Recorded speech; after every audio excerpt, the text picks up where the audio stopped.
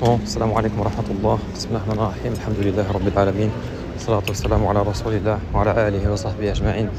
Petite vidéo pour expliquer un peu et essayer de te répondre à tes questions sur le hadith, donc sa place dans l'islam, la sunna, ce que c'est, pourquoi est-ce que ça a une place dans l'islam, son authenticité, son rapport par rapport au Coran, au reste des sciences, au patrimoine islamique en général. Donc tout ce que je vais dire là, c'est des choses qui sont connues, on peut étudier et retrouver tout ce que je dis. Il y a deux sources que je conseille pour un peu rentrer dans ce sujet, bien l'appréhender, bien le comprendre. Le premier, c'est d'étudier la science de Mustalah al-Hadith. Donc c'est la science qui étudie le hadith en général, c'est-à-dire le corpus du hadith. Je vais expliquer ce que c'est le hadith, mais c'est la science qui l'étudie correctement. Parmi les ouvrages qui sont étudiés dans Mustalah al-Hadith, il y a le Matn de la Bayquniya. Et le Matn de la Bayquniya, il a un très bon commentaire que je recommande, qui peut être étudié avec les profs. Si jamais le niveau d'arabe est suffisant, il peut être lu en arabe. C'est le Sharh de Cheikh Abdullah Sirajuddin al-Husayni, qui est un très grand savant syrien qui a expliqué ce livre. Donc c'est un ouvrage qui est très très adapté pour comprendre un peu ce sujet. Le deuxième livre, qui c'est plutôt sur l'histoire, parce que c'est une question qui est historique, la science du hadith. Je vais pareil revenir, le rapport entre l'histoire et le hadith chez les savants musulmans. C'est le livre du docteur Ahmed Sanbour, qui s'appelle Min al-Nabi ila al-Bukhari, c'est-à-dire du prophète jusqu'à al-Bukhari. Alors comment est-ce que la transmission s'est faite de l'un jusqu'à l'autre? C'est une des questions qui se posent chez la plupart des gens. Comment est-ce que des paroles ont pu être rapportées du prophète jusqu'à un homme qui a existé bien plus tard que lui? Donc déjà pour commencer, il faut comprendre ce qu'est le hadith. Qu'est-ce qu'on veut dire quand on dit le hadith? Le hadith, les gens ont l'habitude de dire que c'est les paroles du prophète, c'est beaucoup plus large. Le hadith, est ce que nous en tant que sunnites on appelle sunna, c'est tout ce qui est relatif au prophète. Donc il y a ces paroles, kalamuhu alayhi salatu wassalam, ces paroles qui sont nobles, mais il y a aussi af'ali, ses actions. Si le prophète faisait quelque chose, ça fait partie de la sunna. Il y a aussi amruhu wa nahyuhu, donc ses ordres et les choses qu'il interdisait. Il y a aussi son approbation. Si jamais quelqu'un faisait quelque chose devant lui, que le prophète avait une certaine réaction, et ça faisait partie du hadith. Parce que si, imaginons, il voyait un homme à la Mecque ou à Médine avoir un comportement qui était inadapté, il allait avoir une réaction, puisque c'est le prophète il n'allait pas laisser ça. Le prophète il faut comprendre une chose avant que je continue, c'est que comme est dit dans le Coran, il faut toujours revenir au Coran, parce que nous, nos deux bases en tant que sunnites, c'est le Coran ou le Sunna. Quand on veut comprendre l'un, il faut utiliser l'autre. C'est impossible de détacher l'un et l'autre parce que ça va ensemble. Okay? Comme dit Allah, il me dit, si vous voulez me suivre, suivez le prophète tabi'u ar-rasul alayhi salatu wassalam. Il faut le suivre, le suivi, l'imitation. C'est pour ça que Allah il dit dans le Coran, laqad kana lakum fi rasulillahi uswatun hasana. Vous avez dans le prophète un excellent exemple. Uswatun hasana. Le uswa, c'est l'exemple, c'est la chose qu'on imite. Donc c'est quelqu'un à imiter de manière excellente.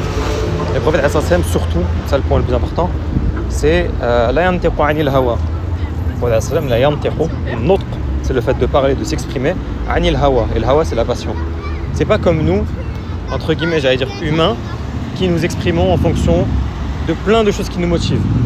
On parle en fonction de nos désirs, en fonction de nos ambitions, en fonction de notre humeur, de nos émotions. Plein de choses qui nous motivent à parler ou à ne pas parler. Et quand on parle, à parler d'une certaine manière, sur certains sujets, à dire des choses, à ne pas dire d'autres. Le prophète rien de tout ça. La yantiqu anil hawa. Le prophète quand il parle, c'est wahyun yuha. Wahyun yuha. C'est une révélation qui est en train d'être révélée par sa parole. Parce que le prophète disait quelque chose, sa parole à lui, elle venait pas de son intellect, elle venait pas de ses décisions, elle venait pas de son émotion, elle venait pas de s'il avait passé une bonne ou une mauvaise journée. Non. Le prophète ses actes, ils ne venaient uniquement que de la décision d'Allah. C'est pour ça qu'il faut comprendre que le wahi, donc la révélation d'Allah, elle passe par différents moyens. Comment est-ce qu'Allah il nous révèle des choses à nous, aux humains, par des intermédiaires. Ces intermédiaires, c'est un d'entre eux et le dernier d'entre eux, et le final d'entre eux et le plus parfait d'entre eux, c'est le prophète Donc Allah il nous a révélé sa parole à lui, directement son kalam Allah, qui est le Coran, la parole d'Allah, mais il nous a aussi révélé la sunna du prophète parce qu'il a décidé que le prophète ferait des choses, ne ferait pas des choses, et que par tous ses actes et par toutes ses inactions, il allait servir à nous révéler et à nous légiférer sur terre, à instaurer des lois. Légiférer, le terme souvent il est mal utilisé, on dit c'est pas légiférer, etc. Mais non, le dire c'est pas légiférer, ça veut rien dire. Mais dire légiférer quelque chose, c'est-à-dire instaurer une loi, établir une règle.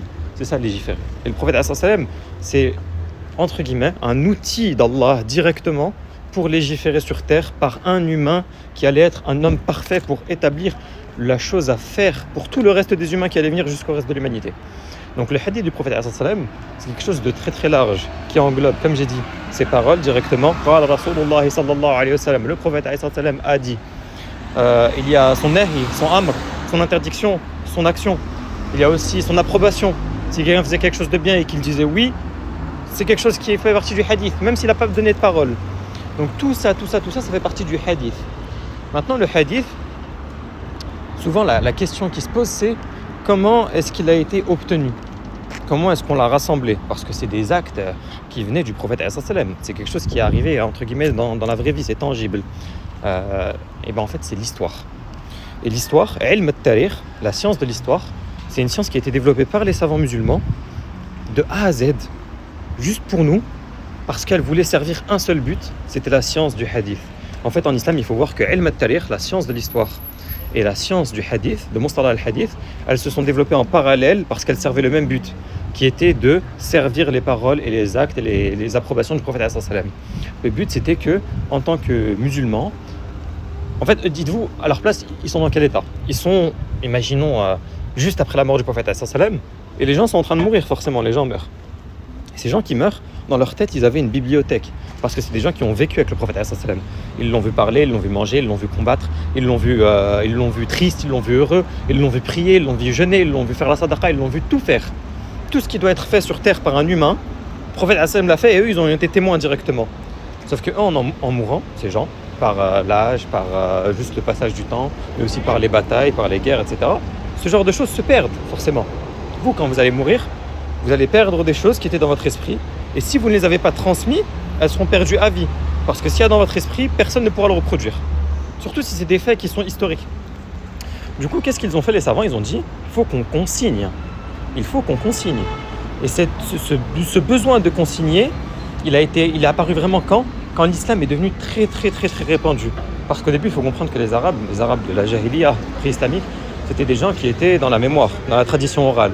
La langue arabe, dites-vous qu'il n'y avait pas de consignation. Les gens n'écrivaient pas la langue arabe. Il n'y avait pas de livre de grammaire, il n'y avait pas de livre de morphologie, il n'y avait pas de livre de vocabulaire, il n'y avait rien de tout ça.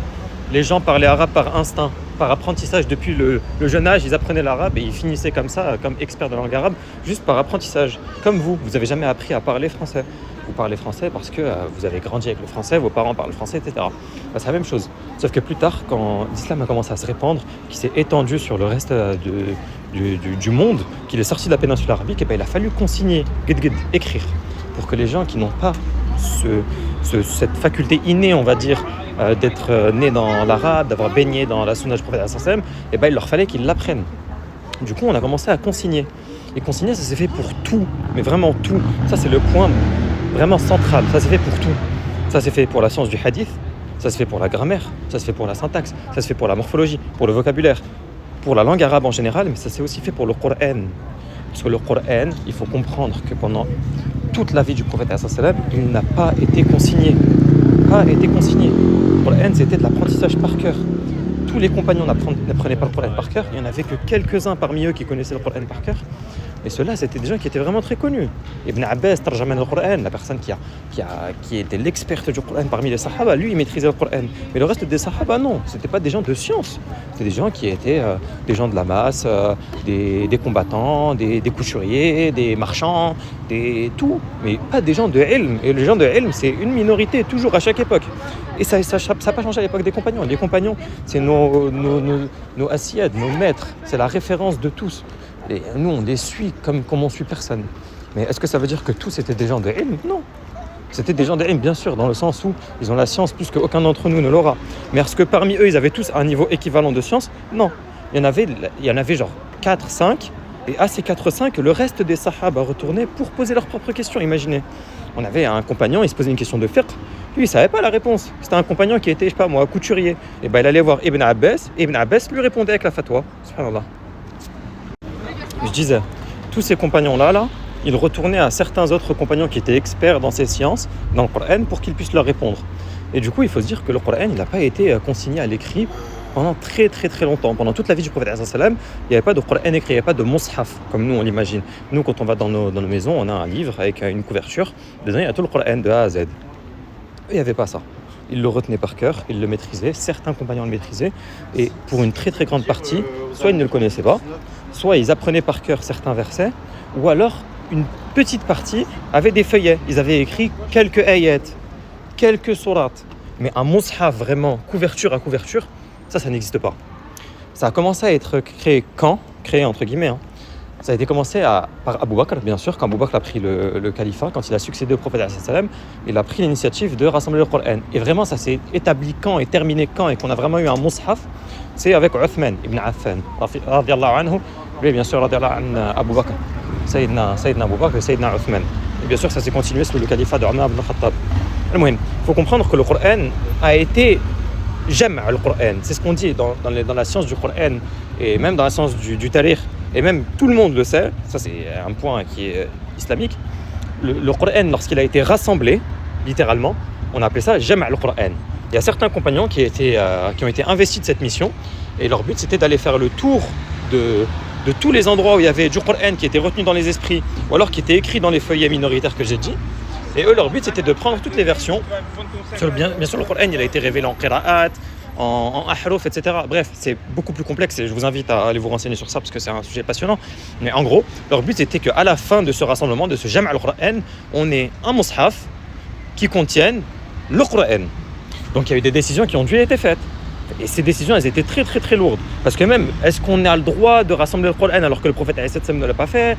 Est-ce que c'est une bid'a ? Est-ce que c'est une bonne bid'a ? Est-ce que c'est une mauvaise bid'a ? Comment est-ce qu'on doit le faire ? Qu'est-ce qu'on fait quand on trouve une divergence entre deux personnes qui ont retenu des versions différentes parce qu'il y a des ahruf différents et des qira'at différentes ? Comment est-ce qu'on fait lorsqu'il y en a un qui est donné et rassemblé par 500 personnes et un autre qui est rassemblé par un seul compagnon ? Qu'est-ce qu'on fait ? Il y a des décisions qui ont été faites. Et ce Jam' al-Qur'an, il a été fait par une méthodologie historique. Et c'est là qu'on va parler d'épistémologie. L'épistémologie, c'est quoi ? C'est la science du savoir. En gros, je résume énormément, mais c'est la science du savoir. Comment est-ce qu'on sait des choses et comment est-ce qu'on organise nos pensées pour arriver à du savoir, à des connaissances concrètes. L'épistémologie, c'est pas un truc qui arrive comme ça, c'est pas un bail qui est inné. Il a fallu faire des réflexions. Par exemple, comment est-ce qu'on atteint la certitude d'une information ?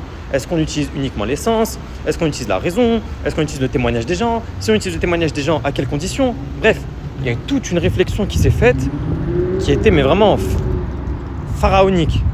Je ne sais pas si on dit pharaonique, faramineuse. Bref, énorme. C'est pas pharaonique, c'est vraiment énorme. Cette réflexion-là, elle a pris énormément de temps et on arrivait à des règles. Et ces règles, elles ont été bien notées par les Sahaba et par les pieux prédécesseurs qui leur ont succédé, Salaf as-Salih.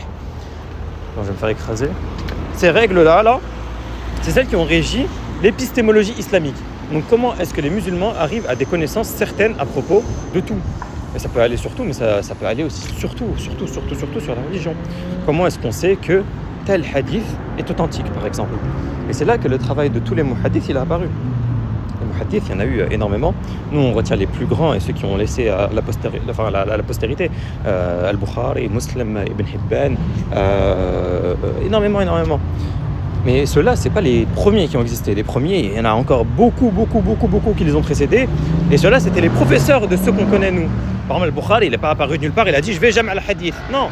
De la même manière qu'on a fait Jam' al-Qur'an et qu'on a rassemblé le Qur'an avec des chaînes de transmission et qu'on a eu des certitudes sur lui, c'est un bon témoignage, lui, c'est pas un bon témoignage, lui, il est fiable, lui, il est pas fiable, lui, il ment, lui, il vole, etc. Lui, on n'accepte pas son témoignage. On fait la même chose, exactement la même chose pour le hadith. Ça, c'est un point, mais vraiment, j'allais dire, un point capital. C'est ultra important. Pourquoi ? Parce qu'ensuite, ce qui s'est passé dans l'histoire, et moi je vous arrive à la problématique d'aujourd'hui, c'est qu'il y a des occidentaux, donc des orientalistes, des gens qui sont intéressés à l'islam mais qui ne sont pas musulmans, genre des historiens, des athées, des gens comme ça, rien à voir. Eux, leur but c'était de quoi ? C'était d'attaquer l'épistémologie islamique. Pourquoi ? C'est quoi le but ? Parce que quand tu attaques l'épistémologie d'une pensée, eh ben, si tu réussis à le faire, toute la pensée elle s'écroule, vraiment toute. Ça c'est un point mais vraiment primordial. Parce que quand tu es en train d'attaquer la manière de réfléchir d'une idéologie, Si cette manière-là de réfléchir, tu trouves un défaut dedans et tu montres qu'elle n'est pas cohérente entre elles, tout ce qui est bâti dessus, il s'effondre. C'est pour ça qu'Allah il nous dit dans le Coran que lui, quand Allah il a décidé de châtier le kuffar, il l'a pris par les bases. Il l'a pas pris par le toit. Il l'a pris par les bases. Rendez-vous compte, il y a beaucoup de choses à méditer sur ça.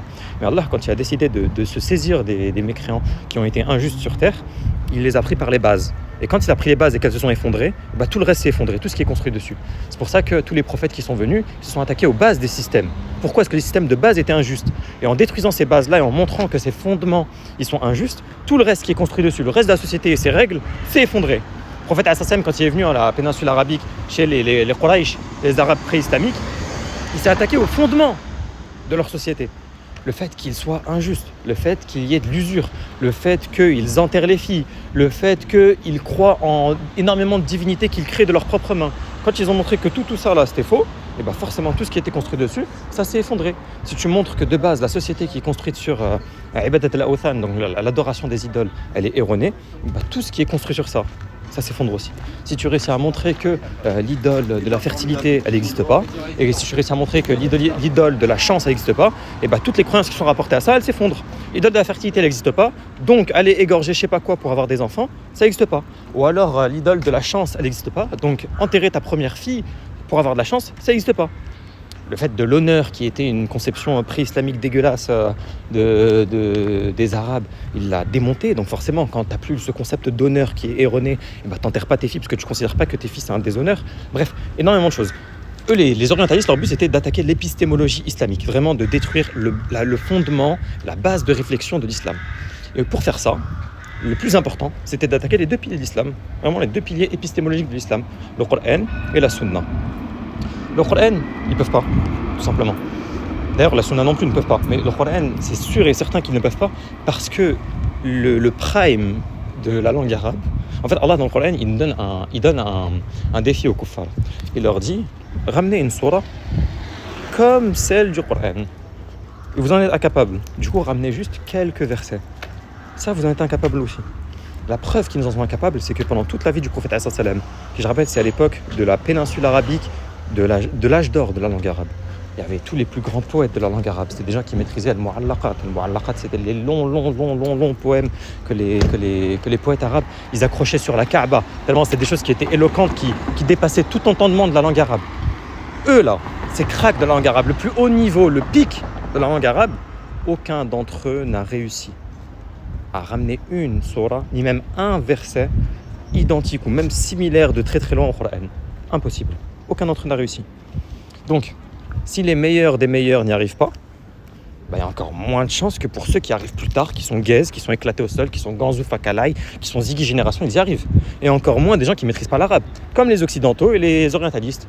Si Abu Lahab, qui maîtrisait l'arabe comme personne, n'a pas réussi à inventer un verset du Coran, enfin un verset similaire à celui du Coran, alors qui te dit que Jean-Jacques, je sais pas qui, Rousseau, frère, il va réussir à inventer un verset du Coran? Ça n'existe pas. Donc pour eux, le défi qu'Allah pose dans le Coran, il est impossible à surmonter. Et il est impossible à surmonter jusqu'à Yawm al-Qiyamah, il ne sera jamais réussi. Donc, pour s'attaquer à l'épistémologie islamique, le Coran, c'est impossible. Échec, ils abandonnent. Surtout que Allah nous dit dans le Coran que dans le sens que c'est nous qui avons fait descendre le rappel. Le rappel, c'est un autre nom du Coran. Sur le Coran, il a plein de noms. Il a le dhikr, le rappel. Il a le furqan. Le furqan, c'est celui qui distingue, donc qui distingue entre le vrai et le faux. Il y a le kalam Allah, la parole d'Allah. Bref, c'est Allah qui a fait descendre le rappel et c'est nous qui en sommes les garants. Allah se porte garant de sa dernière parole, le Coran, jusqu'à Yawm al-Qiyamah. Personne depuis sa révélation jusqu'à la fin des temps ne réussira ni à en ajouter ni à en diminuer. Tu ne peux pas soustraire au Coran, tu ne peux rien ajouter au Coran. Il est préservé par Allah. C'est pour ça que nous, quand on regarde les versets du Coran d'il y a 1500 ans, 1400 ans, en péninsule arabique, certains sahaba écrivaient sur des rochers, et qu'on regarde avec notre mushaf aujourd'hui, c'est la même chose. Le Coran est intouchable. C'est la parole d'Allah, préservée par Allah lui-même. Okay? Donc cette épistémologie-là, impossible d'y toucher. C'est vain de base. Donc, qu'est-ce qu'il leur reste pour essayer de porter atteinte à l'épistémologie islamique? C'est le hadith. Et pour attaquer le hadith, ils ont eu recours à des techniques innombrables.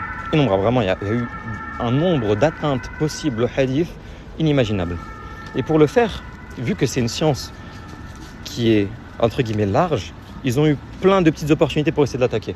Par exemple, si on fait la liste, le hadith, lui, on a dit qu'il vient du prophète sallallahu alayhi wa sallam. Ensuite, il est transmis aux sahaba, ensuite aux tabi'in, ensuite à atba' tabi'in, et ensuite aux muhaddithin. Et les muhaddithin, ils faisaient partie de atba' tabi'in et tabi'in. C'était tous des gens de science.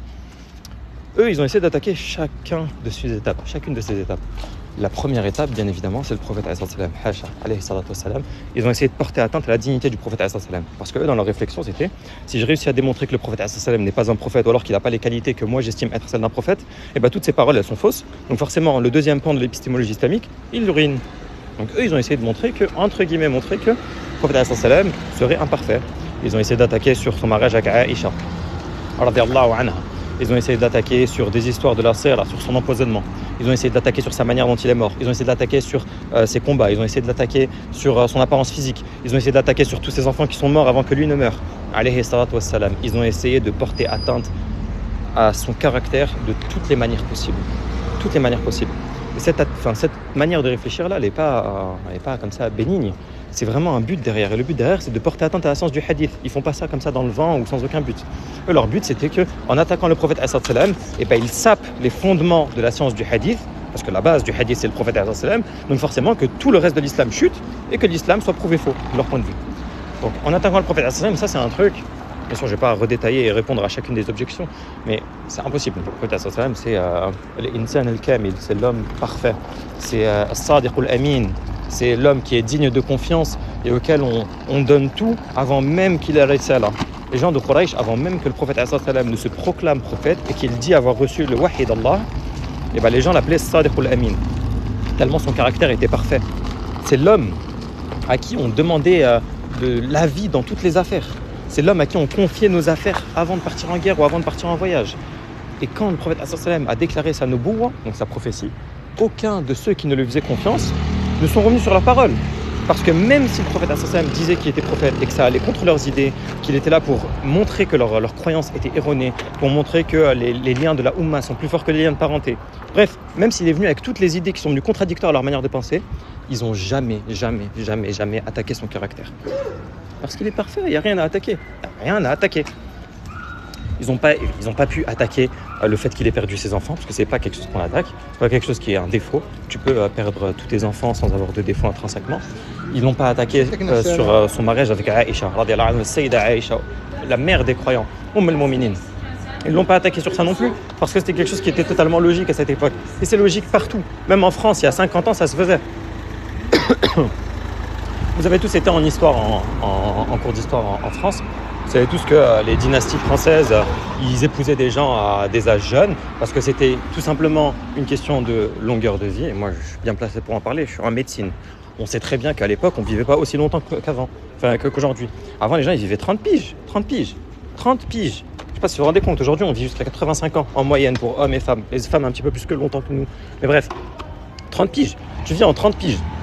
Tu dois te marier, assurer une succession et gérer ta vie. Tu te maries à 10, 12, tout simplement. Et ça, c'est en France, en France où il ne fait pas chaud. Mais on parle de l'Arabie du 7e siècle, où il faisait 40 degrés. Et on sait aujourd'hui biologiquement que quand il fait chaud dans les climats chauds, la puberté arrive plus tôt, la maturité arrive plus tôt, qu'il n'y a pas de concept d'adolescence, parce qu'on passe directement de l'âge enfant jusqu'à l'âge adulte. Bref, plein d'arguments. L'important est de dire que... Je parle beaucoup, je suis tout jeune là, j'ai la gorge sèche.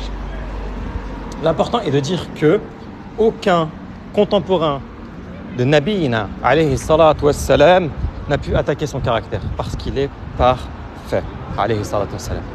Du coup, la première étape qui est impossible à attaquer, elle est impossible à attaquer. Tous les orientalistes, ils essayent de mettre quelques petites choubouhettes sur le caractère et sur la perfection du prophète sallallahu alayhi wa sallam, mais ils n'y arrivent pas parce que nous, on sait historiquement qu'il est parfait alayhi salatu wassalam. Qu'est-ce qu'ils ont essayé de faire ? Ils ont essayé de s'attaquer aux chaînes de transmission parce que ça, c'est une des plus grandes forces de l'islam. Tous les muhaddithines, ils ont établi un système, ça fait partie, c'est un point fort de un point fort, c'est un point, mais le plus fort de l'épistémologie islamique, c'est les chaînes de transmission. Parce que quand tu transmets une information à quelqu'un et que tu remplis une certaine liste de conditions, tu es certain que l'information est véridique. Okay ? Quand tu vis à la même époque que quelqu'un, que tu l'as rencontré, que cette personne qui raconte n'est pas menteuse, qu'elle est honnête, qu'elle est reconnue pour être honnête auprès de ses pairs, et que la personne qui reçoit l'information est honnête, pas menteuse, reconnue comme honnête auprès de ses pairs, que les deux se sont bien côtoyés, que les deux se connaissent, que les deux ont une autorité, ils ont un bagage, ils sont reconnus dans la street. C'est pas des gens, ils sont venus random. C'est pour ça que nous, dans le sens du hadith, quand il y a un mec, c'est un mec lambda qu'on connaît pas de nulle part, qui vient narrer un hadith, on sait que le hadith, il est beaucoup moins fort que quelqu'un qui est reconnu. Ça, c'est une science à part. Bref, il y a plusieurs sciences même, mais une des sciences, c'est ilm al-rijal, la science des hommes, littéralement.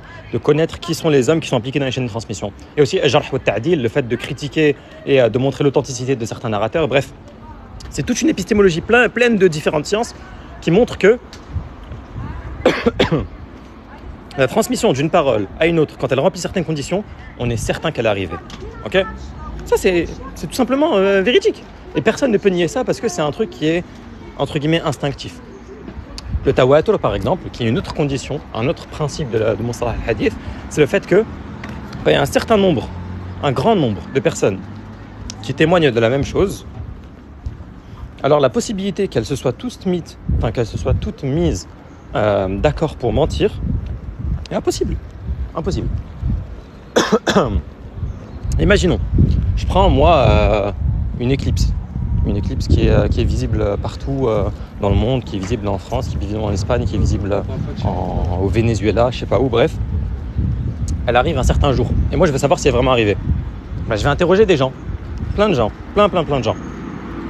J'interroge 200 personnes au Brésil, 200 personnes en Allemagne, 150 personnes en Australie, 1000 personnes au Vietnam. Et chacune d'entre elles me dit « Oui, il y a eu une éclipse à telle date ». Et bien nous, on sait par la science de Mustalah al-Hadith et ensuite par d'autres preuves que l'éclipse s'est forcément passée. C'est impossible qu'elle ne soit pas arrivée. Parce que pour mettre d'accord 200 Vietnamiens ensemble pour qu'ils me mentent sur la même chose, le même fait, au même moment, avec les mêmes caractéristiques, c'est impossible.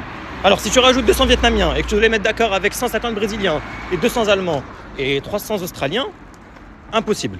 Mahal, c'est une impossibilité rationnelle. Ok ? C'est une istihala aqliya, c'est une impossibilité de l'esprit. Impossible d'accepter ça. Et celui qui accepte ça, il est délulu, frère. C'est impossible. Bref, énormément de principes qui existent, qui montrent que l'épistémologie islamique, et surtout par la science du hadith, elle est forte. Et non seulement elle est forte, mais c'est la plus forte manière d'acquérir du savoir dans le monde.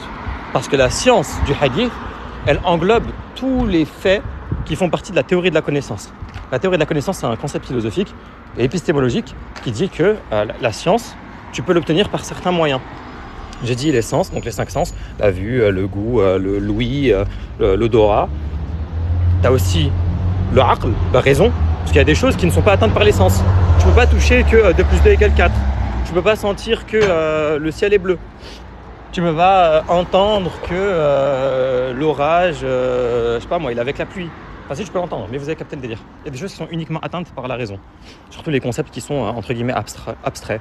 Les mathématiques, les points de vue métaphysiques, etc. Bref, tout ça, c'est du aql. Donc il y a les sens, il y a le aql, et il y a aussi le témoignage. Parce que ça, vous l'acceptez tous. Je pense qu'aucun d'entre vous n'est allé, je sais pas moi, au Botswana ou au Pérou. Mais lequel d'entre vous dit le Botswana, ça n'existe pas, et le Pérou, ça n'existe pas, parce que je suis jamais allé. Bah non, tout le monde accepte l'existence du Botswana, mais il n'y a que les gens qui y sont allés au Botswana qui y sont allés. Donc ça, c'est, entre guillemets, un témoignage, le khabar as-sadiq, c'est le témoignage qui est véridique. Choses qui ne peuvent pas être inventées, tout simplement. C'est pas parce que toi, tu n'es pas allé au Botswana que le Botswana n'existe pas. Et c'est pas parce que tu as ignorance d'un certain concept mathématique que le concept mathématique est faux. Donc il y a des concepts qui sont rationnels, des concepts qui sont des sens, et il y a des concepts qui sont témoignages. Et là, l'islam, l'épistémologie islamique et par la science du hadith, elle regroupe tout ça. Parce que quand tu es en train de voyager pour rencontrer quelqu'un qui te raconte, tu es en train de faire usage de tes sens. Quand tu prends en compte le témoignage d'un grand nombre de personnes qui se mettent d'accord pour dire la même chose, et là tu as le tawatur et c'est un concept qui est rationnel. Quand tu prends le témoignage d'un mec qui est connu pour témoigner de manière authentique, sans mentir, sans inventer, sans rajouter, sans diminuer, sans voler, sans être malhonnête, et là tu es dans le khabar as-sadiq. Tu reçois les informations d'un témoignage qui est sûr. Donc l'épistémologie islamique, c'est la plus forte de toutes. C'est pas parce que je suis musulman que je le dis parce que c'est vrai, tout simplement. Et c'est pas parce que je le dis que c'est vrai, c'est parce que c'est vrai que je le dis. Mais au point où les savants d'islam ont dit que si on prenait les règles de l'épistémologie islamique, de ilm al-hadith, de mustalah al-hadith, de tout ce que je viens de raconter, tout ce que je viens de débiter depuis 30 minutes, si on prend tout ça et qu'on l'applique à d'autres savoirs, donc qu'on l'applique pas à la science du hadith, mais qu'on l'applique, imaginons, à l'histoire occidentale, à l'histoire de l'Égypte antique, à l'histoire de, je sais pas moi, de la Chine, si on prend tout ça là, et qu'on accepte les informations uniquement si elles remplissent tous les critères, imaginons d'Al-Bukhari, qui est un des plus grands muhaddithin, et bien toute l'histoire que tous les peuples essayent d'englober, tout est dans le rang de mawdou'. Et le mawdou', c'est pas le faible, parce que le faible c'est le da'if, c'est pas le très faible, c'est pas le da'if jiddan, c'est le mawdou'. Le mawdou' c'est l'inventé. C'est-à-dire qu'il y a tellement peu de preuves et c'est tellement peu sérieux comparé à la science du hadith que l'information que il y a eu je sais pas quel roi qui a été couronné dans une planque je sais pas où en France au XIIe siècle, c'est tellement peu sérieux d'un point de vue preuve et épistémologie que c'est comme si l'information avait été inventée. Rendez-vous compte d'à quel point nous on est strict, vraiment strict dans les informations.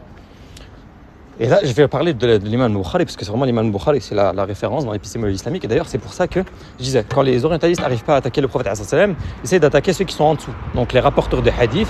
Et ça, nous, ils n'ont pas besoin de le faire parce que nous, on l'a fait nous-mêmes. Je vous ai dit, nous, les musulmans, on est tellement scrupuleux que les gens qui rapportent les hadiths, on les a critiqués nous-mêmes dans la science qui est dédiée à ça, qui s'appelle al-jarh wa ta'dil. Al-jarh wa ta'dil, tu prends un hadith, pas toi, le mec qui m'écoute, mais tu prends la personne qui est dotée de sciences, d'arabe, de hadith, de mustalah, de aql, etc. Bref, elle prend un hadith, elle prend la chaîne de transmission et elle regarde chacune des personnes étape par étape qui a rapporté le hadith depuis le prophète jusqu'à nous. Et il prend chacune de ces personnes-là et il dit, lui c'est qui ? Lui c'est qui ? Qu'est-ce qu'on sait de lui ? Qu'est-ce qu'il a fait dans la vie ? C'était quoi ses caractéristiques ? Qu'est-ce qu'ils ont dit les pères de lui ? Est-ce que c'est un mec fiable ? Est-ce que c'est un mec qui oubliait ? Est-ce que c'est un mec qui était âgé au moment de recevoir le hadith ? Est-ce que c'est un mec qui était jeune au moment de recevoir le hadith ? Est-ce que c'est un mec qui est connu pour s'être trompé sur un fait historique ? Bref, on a pris toutes les choses qui ont pu impacter son témoignage de près ou de loin, mais vraiment de très très loin. Et en fonction de ça, on lui donne entre guillemets une note. Toi là, quand tu fais partie du hadith, en fonction de tout ce qu'on sait sur toi, on sait que le hadith, il a tel degré d'authenticité. Et c'est nous qui le critiquons. On n'a pas attendu les orientalistes ou je sais pas qui pour venir nous dire la science du hadith, elle repose sur je sais pas quoi et des authentificateurs qui sont pas authentiques. Nous, on l'a fait. On sait très bien parce que c'est ceux de leurs époques même qui jugeaient. C'est des gens qui les connaissaient et qui les côtoyaient.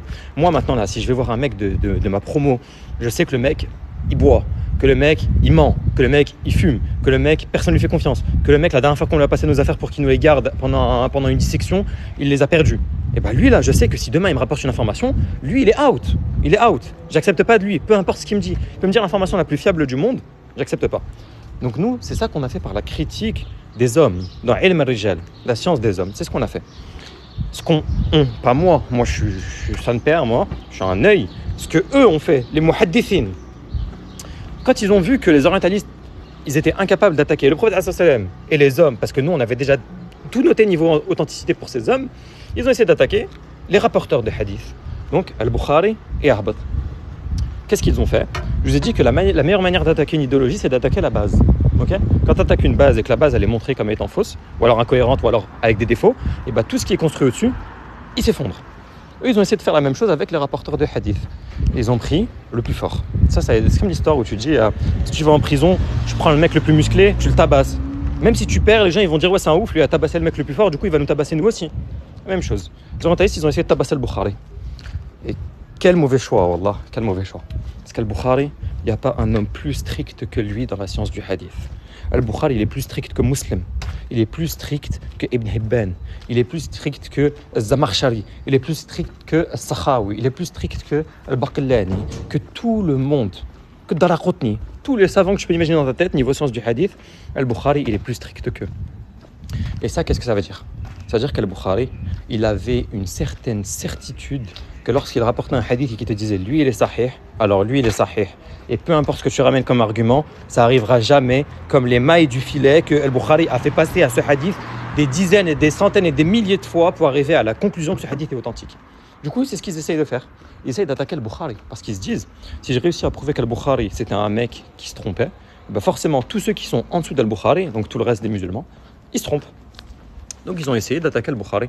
Comment est-ce qu'ils ont fait ? Plein de techniques, encore une fois, c'est de l'histoire. Ils ont tellement essayé d'attaquer l'islam par tous les points de vue et tous les points de t'échec, de mettre du doute, qu'ils ont vraiment laissé rien. Ils ont attaqué sa personnalité, ils ont attaqué son histoire, ils ont attaqué sa vie privée, ils ont attaqué sa manière de rapporter les hadiths, ils ont fait des calculs mathématiques pour dire que c'est impossible en étant un humain de rapporter autant de hadiths. Bref, Al-Bukhari, in fine, aujourd'hui, et peu importe ce qu'en disent les orientalistes, Al-Bukhari rapporte des hadiths qui sont authentiques. Et tout ce qu'il dit, c'est juste. Parce que le Bukhari, je vous donne un exemple juste pour que vous vous rendiez compte à quel point il allait loin, entre guillemets loin. Mais c'est du bon loin, parce que c'est du loin qui est là pour assurer l'authenticité de l'islam et de tout ce qui est rapporté au prophète sallam. Parce que le Bukhari, si vous pensez que vous faites bien en disant « Moi, je ne veux pas attribuer telle parole au prophète sallam parce que je ne veux pas lui attribuer quelque chose qu'il n'a pas dit. » Mais si toi, qui est entre guillemets, n'est personne, tu as ce scrupule et tu as cette bonne intention, alors qu'est-ce que tu penses d'Al-Bukhari ? Qu'est-ce que tu penses d'Al-Bukhari ? Je pense que lui, il faisait quoi ? Il était là pour jouer, il était là pour rapporter des hadiths juste pour le fun ? Non. D'ailleurs, un des hadiths les plus rapportés du prophète, un des hadiths qui a le plus grand niveau de tawatur, c'est le hadith qui est très bien connu, que celui qui ment sur moi prépare sa place en enfer. Donc là, il y avait tellement de compagnons qui avaient assisté à cette parole qu'aujourd'hui, on sait que le prophète l'a dite avec certitude. Il a dit, un certain jour, que celui qui ment sur moi prépare sa place en enfer.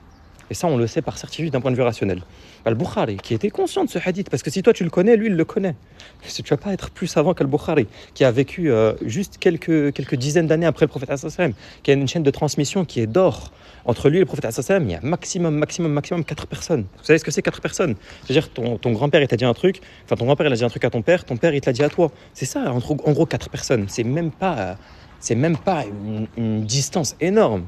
Là, entre nous, aujourd'hui, entre un rapporteur du Coran, quelqu'un qui connaît le Coran par cœur, et le prophète, la chaîne, elle fait entre 20 et 40 personnes. C'est tout, 1400 ans, 20 et 40 personnes. Imagine-lui qu'il n'y a que 4 personnes. Imaginez, ces 4 personnes, ce n'est pas des mecs lambda, c'est des grands muhaddithin, pareil, des gens de son calibre ou alors encore plus forts que lui. Al-Muhim, si toi, tu ne veux pas attribuer de paroles que tu crains être fausses au prophète, alors que dire d'Al-Bukhari, qui a dédié sa vie au hadith, qui faisait ses ablutions avant chaque fois qu'il écrivait juste un hadith, imaginez, qu'il ne narrait pas de hadith sans avoir ses ablutions, juste le parler, le réciter. Al-Bukhari qui a voyagé toute sa vie dans tout le monde islamique juste pour entendre des hadiths vis-à-vis du prophète.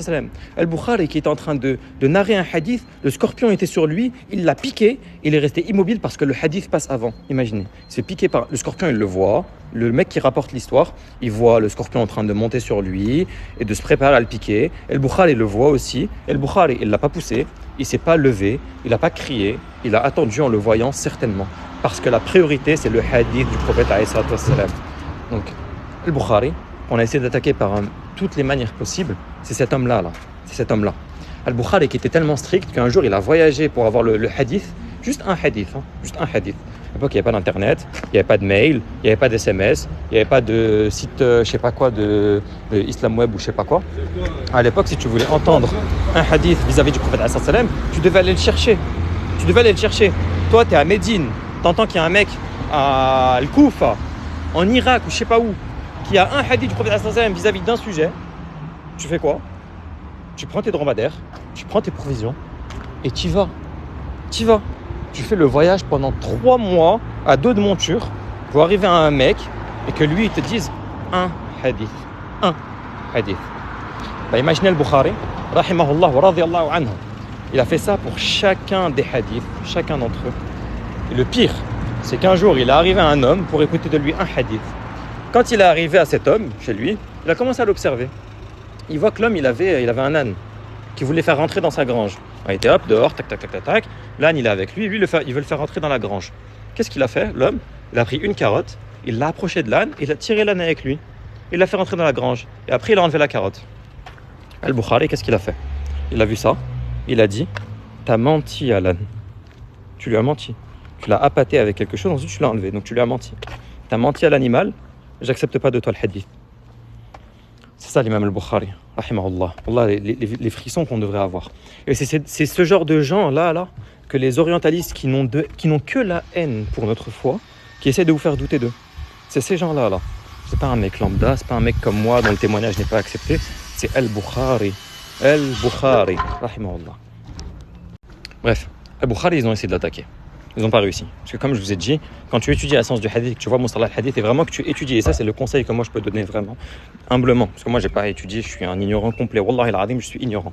Mais la seule chose que tu peux faire pour atteindre la certitude, il n'y a pas de secret, il faut étudier. Parce que c'est l'étude qui dissipe les doutes. c'est pas de ne rien faire, c'est pas de dormir, c'est pas d'être sur internet, c'est pas d'écouter à droite à gauche ce que se disent certains ignorants, c'est pas d'aller prêter son oreille à Michel Aflaq ou je sais pas quel kafir qui te dit ce que tu dois penser de ta religion, qu'est-ce qui est authentique, qu'est-ce qui est pas authentique selon ses envies à lui et selon son point de vue occidental, impérialiste de gros colons. N'oubliez pas que un des plus grands buts de cette idéologie-là, d'attaquer l'islam, c'est qu'ensuite ils puissent anesthésier l'islam et que les musulmans puissent croire que ce que eux veulent qu'ils croient. Et ce qu'ils veulent croire, c'est la colonisation. Donc les musulmans acceptent la colonisation. C'est ce qu'ils essaient de faire en Algérie, en Libye, ce qu'ils ont essayé de faire en Palestine aujourd'hui, ce qu'ils ont essayé de faire en Irak, en Syrie, partout. Leur but, c'était de créer une version de l'islam qui, eux, leur plaît, pour qu'ils puissent continuer à les exploiter, à les dominer, avec des idées qui sont en accord avec leur propre pensée à eux. Ils vont leur dire écoute, n'écoute pas tel hadith parce que moi j'ai décidé qu'il était inauthentique. Il faut que tu ailles écouter plutôt tel hadith que moi j'ai inventé de toutes pièces alors que j'ai pris très très faible et que je l'ai rendu très très fort. Bref, sans aucune idée, sans aucune méthode, sans aucune ilm, sans aucun scrupule, ils font ce qu'ils veulent pour manipuler notre dîn pour qu'ensuite ils leur servent. N'oublie jamais que la science du hadith, le taf il a été fait déjà. Nous on a la chance, le taf a été fait. On est né en 2000. On est né 1400 ans après le prophète sallam. Et c'est ni'ma entre guillemets. Bien sûr, on aurait tous aimé vivre avec le prophète sallam et le côtoyer et être avec lui parce que c'est la prunelle de nos yeux, alayhi salatu wassalam. Mais le point positif de vivre aussi longtemps après lui, c'est que le prophète alayhi salatu wassalam, il a vécu, ses compagnons ont vécu, les tabi'in ont vécu, atba' tabi'in ont vécu, les savants de l'islam ont vécu, et l'islam aujourd'hui, la banane, c'est un lait qui est pur. Ils l'ont extrait, ils l'ont raffiné, ils l'ont purifié, ils l'ont écrit, ils l'ont consigné, et nous aujourd'hui, il est parfait pour qu'on puisse juste le boire. Nous aujourd'hui, tu veux un hadith, tu ouvres un livre qui a été écrit par l'imam al-Bukhari et tu trouves tous les hadiths sur tous les sujets du monde, et en plus de les avoir regroupés, il te les a organisés, et en plus de les avoir organisés, on a des savants qui les a commentés. Imaginez la ni'ma.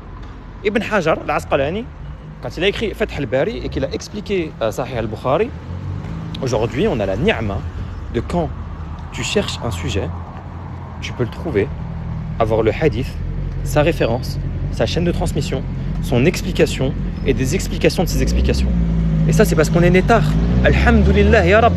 Imaginez à notre époque, si on était né avant, tu te demandais comment jeûner, est-ce que tel hadith sur le jeûne est authentique? Qu'est-ce que tu devais faire? Toi, petit bédouin de je ne sais quelle ville de la péninsule arabique, tu devais abandonner ta femme et tes enfants, ou alors ton mari et je sais pas qui, et tu devais partir, toi et ton petit dromadaire, avec des ressources dans le désert pour aller chercher un mec qui allait t'expliquer ça pendant 10 minutes. Et ton voyage, il a duré 3 mois. Donc tu as voyagé 3 mois pour qu'on t'explique un truc pendant 10 minutes. Imagine juste le seum. Et le pire, c'est que ça se trouve, toi, tu étais tout farhan de l'information, et quand tu arrives, on te dit, c'est pas authentique. Donc tu as voyagé pendant 3 mois, et en 10 minutes, on t'a dit, tu as voyagé pour un truc qui est faux. Mais nous, alhamdoulilah, il n'y a plus ça, c'est le ni'ma. Nous, on est né à un moment où tout est déjà fait, tout est déjà consigné, tout a déjà été préparé, tout a été authentifié, il ne nous reste plus qu'à le consommer. Et le problème, c'est que nous, au lieu de le consommer et de nous éduquer et d'apprendre, nous, on va essayer d'aller le remettre en question, alors que tout a été fait. Comme dit Allah, Allahu a'lam si c'est correct de faire cette analogie, les plumes ont été levées et les pages, elles ont séché. C'est fini. Aujourd'hui, quoi que tu fasses, tu réussiras jamais à changer un iota de la science du hadith parce qu'il a été authentifié, corrigé, réauthentifié, recorrigé par tous les muhaddithines de l'histoire, de toutes les écoles, de tous les courants de pensée, des gens qui sont infiniment plus intelligents que nous, qui ont infiniment plus de connaissances et qui sont beaucoup plus proches du prophète sallam que nous, on ne le saura jamais parce que juste temporairement, ils sont plus proches de lui. Donc aujourd'hui, tu peux essayer de combattre la science du hadith si tu veux, si ça te chante, tu n'y arriveras pas. Tu n'y arriveras pas, tout simplement, tu n'y arriveras pas parce que c'est déjà, tout est écrit, tout est consigné, tout est déjà prêt, établi. C'est fini, les bases elles ont été posées, les branches elles ont été construites, la science elle s'est développée, elle est établie partout sur Terre. Si tu veux essayer de dire que ce hadith qui est authentique depuis 1400 ans et tout le monde est d'accord sur lui, et il y a 1001 preuves qui ont été écrites par les ulama dans 1001 livres qui montrent que ce hadith est authentique, si aujourd'hui, demain là, tu veux dire, bah non, tout le monde s'est trompé dans l'histoire de l'humanité, moi Sabri qui est à 21 piges, j'ai eu l'illumination, ce hadith est inventé. Ma preuve, voici mon prof de LLCR arabe qui m'a dit que écoute, le lexique ne correspond pas à la parole du prophète sallam, donc il a inventé. Écoute, essaye, mais tu vas échouer, tu vas perdre ta baraka parce que tu essaies de mettre en ruine non seulement le travail des savants, mais surtout, même sans le savoir, tu es en train d'essayer d'attaquer l'épistémologie de l'islam, donc les fondements de l'islam, et surtout, tu vas mourir et ton idée, elle va mourir avec toi. Parce que, comme je l'ai dit, tout est déjà posé, tout est déjà installé. On sait aujourd'hui ce qui est authentique, on sait ce qui n'est pas authentique. Et alhamdoulilah, le travail n'est plus à faire. Et non seulement il n'est plus à faire, mais il n'a jamais été à faire par toi. Les gens de notre calibre, à toi et moi, c'est pas nous qui étions chargés de faire ça. À l'époque d'Al-Bukhari, c'est pas des petits étudiants comme nous, en médecine, en je sais pas quoi, qui étaient chargés de rassembler le hadith. C'est des gens qui sont nés pour ça, qui ont été éduqués depuis leur naissance pour ça, qui font ça depuis qu'ils sont nés et ils sont morts sur ça. Même Al-Ghazali, il est mort avec Sahih Al-Bukhari sur lui, sur son torse. Il est mort en le lisant.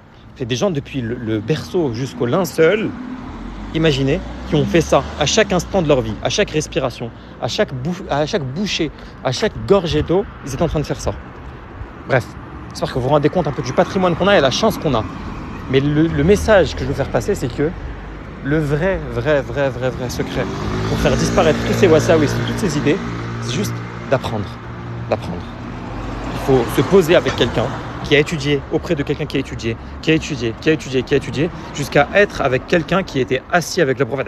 Et c'est ça la science. C'est ça la science. Parce que votre science, vous ne la prenez pas de n'importe qui. Vous ne la prenez pas du prof d'université qui est kef, et qui boit de l'alcool, et qui est fasq, qui est fornique, et qui a des enfants hors mariage, et qui a riba, et je sais pas quoi, et qui a tous les péchés du monde parce qu'il ne croit pas en Allah. Tu ne prends pas ce mec-là, et tu acceptes son témoignage plutôt que celui d'Al-Bukhari, tout simplement. Parce que si tu as un minimum de scrupules et que tu crois en Allah, et que tu crains Allah, et que tu crains le jour du jugement dernier, tu sais que la vérité, tu la prends des gens de la vérité. Tout simplement. Ça, c'est pas un raisonnement circulaire, parce que déjà, oui, mais c'est un daour, parce que si tu sais que les gens ils sont de la vérité, c'est que tu crois qu'ils sont de la vérité. Non. Al-Bukhari, quand il te parle du hadith, sa parole, elle a un poids. Et c'est pas pour rien qu'elle a un poids, parce qu'il faut réfléchir d'un point de vue grand. Allah, il a décidé que le hadith, il serait organisé par l'imam Al-Bukhari. Ça, c'est indéniable, parce que c'est ce qui est arrivé aujourd'hui dans la vérité. Aujourd'hui, le hadith, tu peux pas passer à travers Al-Bukhari. C'est impossible. Pose-toi une seule question. Pourquoi Allah a décidé que ça en serait cela ? Pourquoi c'en est ainsi ? Pourquoi ? Parmi toutes les possibilités qui auraient pu être dans ce bas monde, Allah il a décidé que ce serait un homme qui n'est pas arabe, qui vient de Bukhara en Ouzbékistan, un mec qui est perse, qui est ajami. Et bien lui là, c'est lui qui a été choisi pour que le hadith passe à travers lui. Quand tu lis un hadith, tu dis rapporté par Al-Bukhari, rapporté par Muslim, rapporté par X, par Y, nos grandes références. Pourquoi, dans toute la sagesse d'Allah, et Allah qui veut que notre bien et qui veut la préservation du haqq sur terre, pourquoi est-ce qu'il a décidé que ça passerait comme ça ? Pourquoi ? Bref, pour résumer un petit peu, comme ça on finit un peu sur un résumé, le hadith du prophète sallam, il a été rassemblé de la même manière que le Coran a été rassemblé. Donc tu ne peux pas dire je crois au Coran et je ne crois pas au hadith parce qu'ils n'ont pas été rassemblés identiquement. Parce que historiquement c'est faux. Ils ont été rassemblés identiquement. De la même manière qu'on a rassemblé le Coran dans Jama' al-Qur'an par Abu Bakr jusqu'à Uthman et ça a été fini avec Uthman ibn Affan radhiyallahu anhu. De la même manière on a rassemblé le hadith à travers Al-Bukhari et tous ses enseignants et Muslim et tous ses enseignants et les Sahaba et Tabi'in et Tabi'in et tous les plus grands prédécesseurs. Ok ? Ça déjà c'est mis de côté et écarté. C'est impossible de tenir cet argument parce qu'il est juste faux. C'est pas une question d'interprétation, c'est pas une question de point de vue, c'est juste faux, factuellement faux. Deuxième argument, c'est de dire que le tel hadith contredirait tel hadith ou tel verset du Coran. Ça, c'est un point qui est important. Le hadith ne se contredit pas. Le Coran ne se contredit pas. Lorsque tu as l'impression, ça le point clé, c'est tu as l'impression qu'ils se contredisent, c'est qu'ils se contredisent dans ton esprit. Parce que quand tu étudies correctement, alhamdoulilah, moi si je peux me porter garant et si jamais quelqu'un prend ma parole comme témoignage, j'ai jamais étudié un hadith ou un verset ensemble et j'ai trouvé après étude qu'ils se contredisaient. La contradiction elle est là, elle est dans notre petit aql qui est faillible. Lorsque tu penses que tel hadith dit A et que tel hadith dit B, mais en réalité il y a une explication. Peut-être que A est venu avant B, peut-être que B est venu remplacer A, peut-être que les deux sont en accord parce que c'est pas le même mot arabe mais c'est le même sens linguistique. Peut-être qu'il y en a un qui est venu expliquer pour un individu particulier et l'autre qui est général. Peut-être qu'il y en a un qui est une exception pour une personne, un compagnon précis. Peut-être qu'il y en a un qui est une décision qui est générale. Il y a 1001 explications qui montrent que la contradiction, elle est là. Donc le haqq, la vérité, c'est que le patrimoine d'Allah, que le Coran et la Sunna, ne se contredisent pas. Il suffit d'étudier. Et vraiment, il suffit d'étudier. C'est le conseil que je donne, il suffit d'étudier. Et tout s'explique. Et dernière vidéo, et normalement c'est fini parce que j'ai la gorge sèche et le Ramadan. Le ftour, il est encore dans 1h30. Dernièrement, je disais que l'argument que tel verset du Coran contredit tel verset du Coran, tel hadith contredit tel verset du hadith, déjà ils ne se contredisent pas parce qu'ils ont été expliqués par nos savants. Il suffit juste de comprendre quel est le contexte de chacun. Et ensuite, tu vois qu'il n'y a rien qui se contredit, à tout qui est compris. Ça, c'est la science de Usul al-Fiqh, c'est la science de Mustalah al-Hadith, c'est la science de Ilm al-Tafsir, c'est la science de Ilm al-Bayan, c'est la science de toutes les sciences qui existent autour de l'islam. Leur but, c'est d'expliquer ça, juste pour nous. Et toi, il faut juste pas que tu fasses preuve de fainéantise à accepter ta propre conclusion qui est faillible. Tu connais pas l'arabe, tu connais pas le Coran, tu connais pas le hadith, tu vas pas mémoriser la chaîne de transmission, tu sais pas lequel est vrai, lequel est faux, lequel est authentique, lequel est faible, lequel est abrogé, lequel est abrogeant, lequel vient d'un hadith qudsi, lequel vient d'un hadith mutawatir, lequel vient d'un hadith X, Y. Tu sais rien de tout ça. Donc la fainéantise, c'est d'accepter ta propre conclusion qui est bâtie sur rien. D'ailleurs, les savants, ils ont dit que la conclusion, donc le hukm, de juger quelque chose, de dire telle chose est vraie, fausse, faible, authentique, le hukm far'un an tasawwurihi, que le jugement, ça doit être une branche, quelque chose qui est issu du tasawwur. Et le tasawwur, c'est la conception.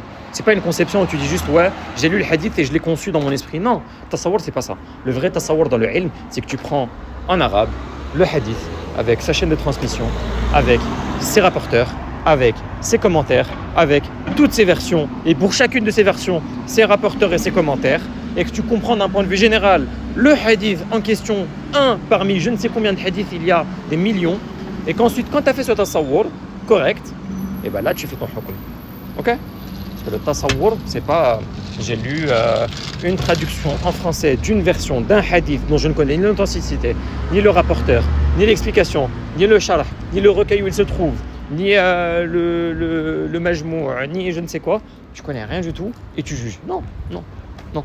C'est pas comme ça que ça marche, tout simplement. Il faut avoir du sérieux parce que l'islam, c'est une science.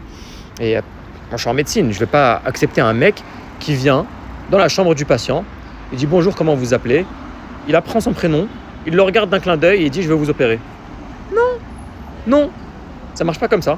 Si tu veux opérer un mec, un hukm, une décision, il faut que tu conçois la personne, son âge, son sexe, ses antécédents médicaux, ses antécédents chirurgicaux, ses allergies. Est-ce qu'elle fume? Est-ce qu'elle boit? Est-ce qu'elle prend des drogues? Son poids, sa taille, son IMC donc. Tous les antécédents qu'il a, les médicaments qu'il prend, sa situation aujourd'hui, sa situation hier, comment est-ce qu'il a évolué dans le temps d'une manière courte, comment est-ce qu'il va avoir un pronostic dans le futur, quels sont les résultats de sa prise de sang, quels sont les résultats de sa radio, de son scanner. Quand tu as pris tout ça et encore bien d'autres choses, et que tu les as tous ordonnés ensemble et que tu as bien compris le patient dans son ensemble, alors là, tu prends une décision. Ouais, je vais l'opérer, non, je ne vous opère pas. C'est ça la vraie décision correcte. C'est ça le vrai tasawwur, et c'est ça le vrai hukm, le vrai tasdiq. Bref, ok? Le tasawwur, c'est pas je lis un hadith en français et je dis il est authentique, il est pas authentique, il contredit le Coran, il contredit pas le Coran, parce que qu'est-ce que tu connais du Coran, qu'est-ce que tu connais du hadith? Moi, je peux vous le dire à cash comme ça. Quelqu'un qui me dit j'ai lu un hadith, il contredit le Coran. Qui es-tu? Wallah, qui es-tu? Moi, en fait, est-ce que vous accepteriez qu'un chirurgien, non même pas, qu'un mec dans la rue vienne vous voir et qui vous dise je vous opère? Non!